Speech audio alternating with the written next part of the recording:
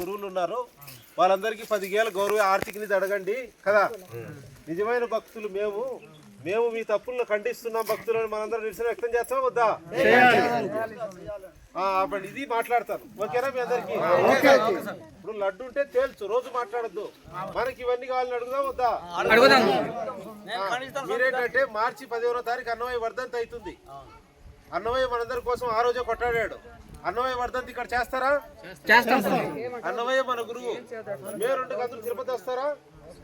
10,000 గౌరవ చీటీ రాసుకొని రావాలి. మనం అడగాలి. మన డబ్బులని కొట్టేస్తున్నారు వాళ్ళు పైన కదా. ఈ డబ్బులు కింది స్థాయిలో ప్రజలకు అందకనే హిందూ ధర్మం దెబ్బతింటుంది. నిజమే కదా? తిరుపతికి 5,000 కోట్లు వచ్చే సంవత్సరానికి ఏం చేస్తున్నారు? ఇదంతా చెప్పమంటారా? మరి నా మీదకి వస్తే మీరు వస్తారా? వీడు స్వామి కాదు వీడు కదా, మాకు ఎక్కువ పెట్టాడంటే మీరంతా మళ్ళా నన్ను వదిలిపెడితే నాకెవడు ఉంటారు కదా. మరి ఏ రాజకీయ పార్టీ సంబంధం లేదు. ఆగండి నాయనా, వీడియో ఎవరు తీస్తారు?